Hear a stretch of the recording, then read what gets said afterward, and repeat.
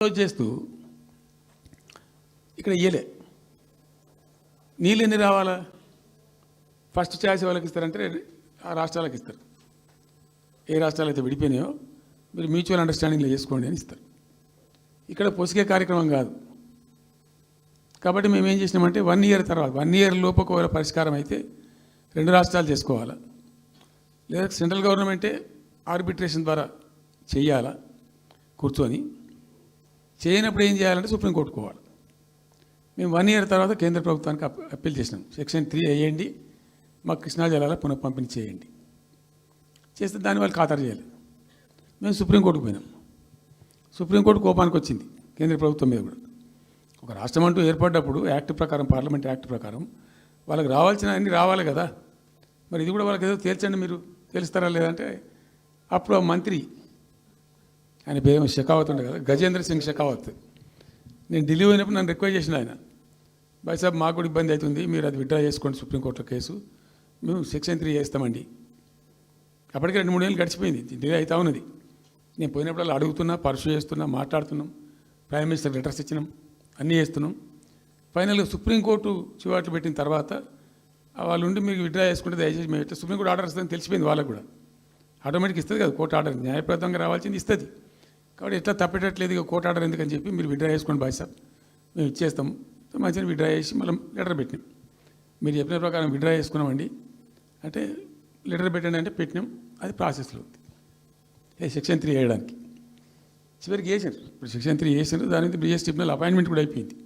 ఇప్పుడు వాదనలు జరుగుతున్నాయి, మాకేం రావాలి, మీకేం రావాలి, తెలంగాణ రాష్ట్రం, ఆంధ్ర రాష్ట్రం మాట్లాడుతూ ఉన్నారు.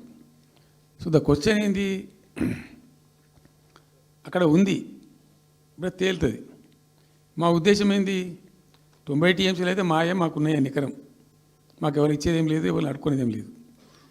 అడిషనల్ ఇంకో 60-70 టీఎంసీ, ఇంకో 70-80 టీఎంసీ కావాలంటే ఎట్లా అంటే, ఈ ట్రిబ్యునల్లో వచ్చేటువంటి అధిక వాటా ఏదైతే మనకు ఉంటుందో, ఇందులో ఒక గుడ్ సైన్ ఆయన ఈయన బ్రిజేష్ ట్రిబ్యునల్ ఏం చేసిండు, వచ్చిన తర్వాత ఆయన ఒకటి చేసిండు. అంతకుముందు చట్టం ఏముంటుండే, 75% డిపెండబిలిటీ మీదనే నదుల నీళ్ళు కేటాయింపు జరగాలి, 75% డిపెండబిలిటీ మీద. మన కృష్ణా జలాలు ఇచ్చినప్పుడు అట్లే ఇచ్చిండ్రు. ఈయన బ్రిజేష్ ట్రిబ్యునల్ వచ్చిన తర్వాత ఈయన ఏం చేసిండంటే 75% బోల్డ్ అండి, మంచి సర్ప్లస్ ఇయర్స్లో చాలా వర్షాలు పడుతున్నాయి, కావాల్సిన నీళ్ళు వస్తున్నాయి, అవి వేస్ట్ అవుతున్నాయి అనవసరంగా, అట్లెందుకు కేటాయింపులు చేసుకుందాం, 65% డిపెండబిలిటీ పెట్టుకుందాం అని చెప్పి పెట్టిండు. దాని ద్వారా ఏమైంది, మన కృష్ణా నదిలో ఒరిజినల్గా వచ్చిన అలాట్మెంట్ 811 టీఎంసీ, 811 టీఎంసీలే బచావ్ ట్రిబ్యునల్ ప్రకారం. కానీ తదనంతరం ఈయన బ్రిజేష్ వచ్చిన తర్వాత అది ఆల్మోస్ట్ 1005కి పోయింది. ఇంకో 195 టీఎంసీ పెరిగింది, ఆ 10% యాడ్ చేసే వరకు పెరిగితే అలా మనకు కూడా ఆటోమేటిక్ వాటా వస్తుంది. ఇప్పుడు తేలుతుంది అది. సో మేము ఆశపడ్డది ఏంటంటే, ఒరిజినల్గా పెట్టుకున్నటువంటి ఈ 90 టీఎంసీ అది బచావ్ ట్రిబ్యునల్ ఇచ్చిందే 45 టీఎంసీ. 45 టీఎంసీ మనం హైయర్ ఇరిగేషన్ లెక్కలు బాజాప్తా తీసి ఇచ్చినాం కాబట్టి అది యాక్సెప్ట్ చేసిన వాళ్ళు. ఈ 90 టీఎంసీ ప్లస్ ఇప్పుడు అడిషనల్గా వచ్చేది కలిస్తే మనకు దాదాపు 170-160 దాకా తీసుకొని పోవచ్చు. కంఫర్టబుల్గా ఉంటాం మనం, ఇక్కడ డ్రింకింగ్ వాటర్ కానీ ఇంకోటి కానీ బాధ లేకుండా ఉంటాం, ఆ జిల్లా సుభిక్షం అవుతుంది అని ఆల్రెడీ పాలమూరు జిల్లాలో తెచ్చుకున్నటువంటి 6.5 లక్షల ఎకరాల ఆయకట్టు ప్లస్ దీనిలో ఒక 7 లక్షలు వస్తుంది పాలమూరు, అంటే 13.5 lakhs పోతుంది. పాలమూరు జిల్లా కాడికి వస్తే నియోజకవర్గానికి 1,00,000 ఎకరాలు వారాలి. అంత కృషించి అంత కునారిల్లి 60 ఏళ్ళు ఏడిసి గోసపడ్డ పాలమూరుకు ఒక పెద్ద రిలీఫ్ వస్తుంది. దీంతో మొత్తం జిల్లా టాప్ టు బాటం అంతా కూడా ఒక అద్భుతమైనది ఉంటుంది. గ్రావిటీ వారేకాడికి గ్రావిటీ వారుతుంది, లిఫ్ట్ వారుతుంది, చాలా అద్భుతంగా ఉంటుంది అని చెప్పేసి.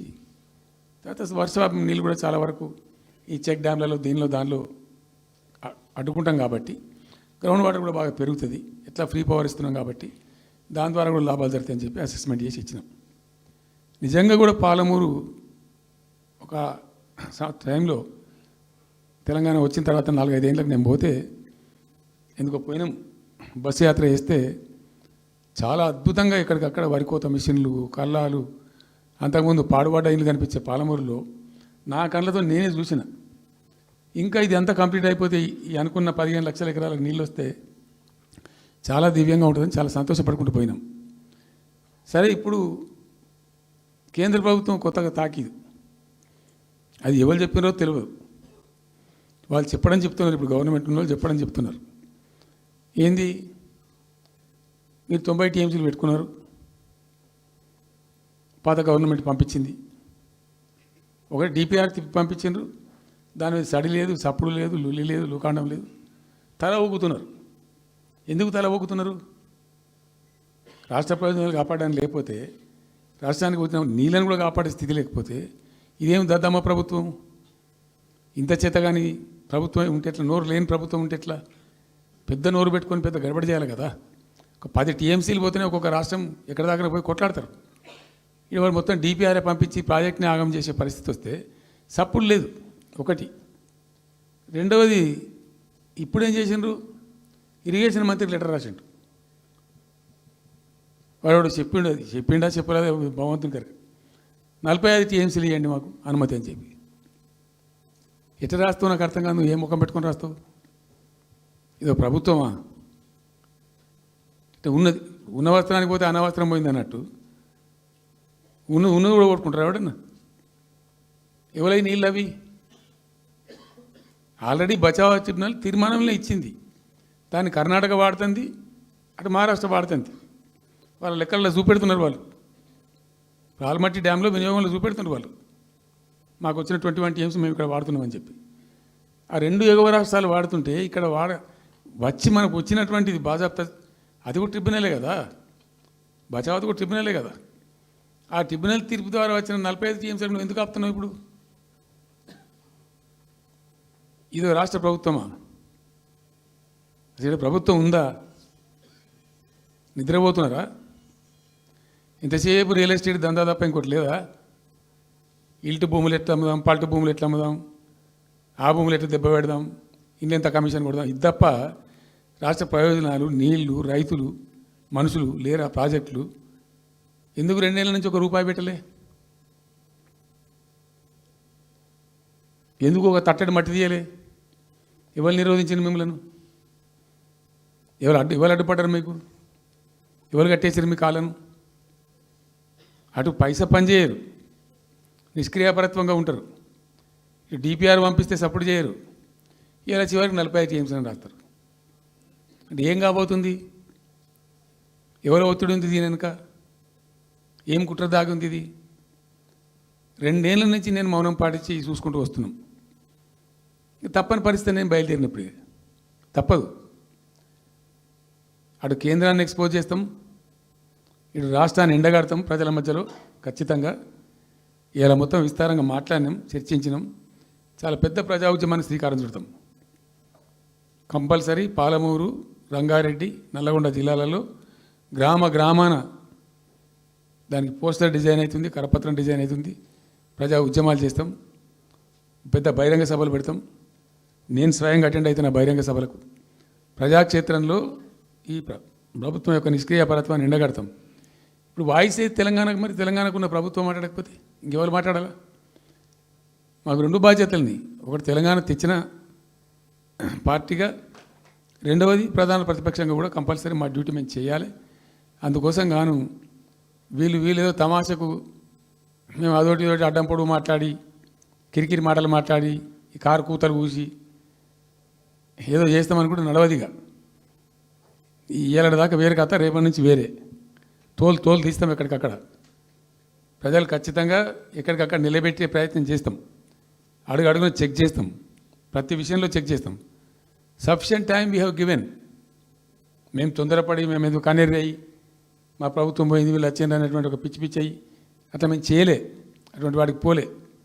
ఇష్యూల మీద పోరాడుతున్నాం, ఒకే ఫీజు రియంబర్స్ మీద పోరాడుతున్నాం, ఇంకోటి పోరాడుతున్నాం, రకరకాల భూదందాల మీద, దోపిడీ మీద, చెర్ల మీద పోరాడుతున్నాం. పార్టీ కొట్లాడుతున్నది, తప్పదు కాబట్టి కొట్లాడుతాం. ఇప్పుడు మొత్తం మొదటికే ముప్పు వచ్చే పరిస్థితి ఉంది.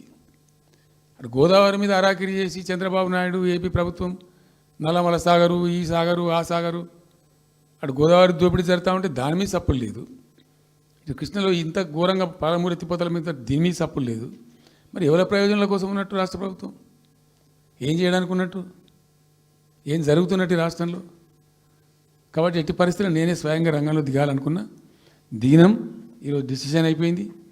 2-3 రోజులలో 2-3-4 రోజులలో రాబోయే 3-4 డేస్లో ఆయా జిల్లాల నాయకులతో సమావేశమై ఖచ్చితంగా చాలా పెద్ద ఎత్తున అక్కడ గ్రామానికి డప్పు కొడతాం, మొత్తం సభలు పెడతాం, కవులు గాయకులు కళాకారులు అందరినీ తట్టి లేపుతాం, మీ పత్రికా విలేకరులను కూడా రిక్వెస్ట్ చేస్తాం. అక్కడ జరిగే అన్యాయాన్ని, ప్రజలకు జరిగేటువంటి అన్యాయాన్ని, ఈ జలదోపిని అరికట్టాలని ఈ కేంద్ర ప్రభుత్వం అవలంబిస్తున్న విధానాన్ని కూడా తప్పకుండా చేస్తాం. ఇన్ని రోజులు ఒక రకంగా పోయినాం, కానీ తప్పేటట్లేదు. ఇప్పుడు ఎవరితోనైనా సరే కొట్లాడతాం, తెలంగాణ కోసం భయపడం, యాందాకాని పోతాం, ఈ కొండ మీద గోపైనా సరే కొట్లాడతాం, తప్ప ఇడిచిపెట్టాం.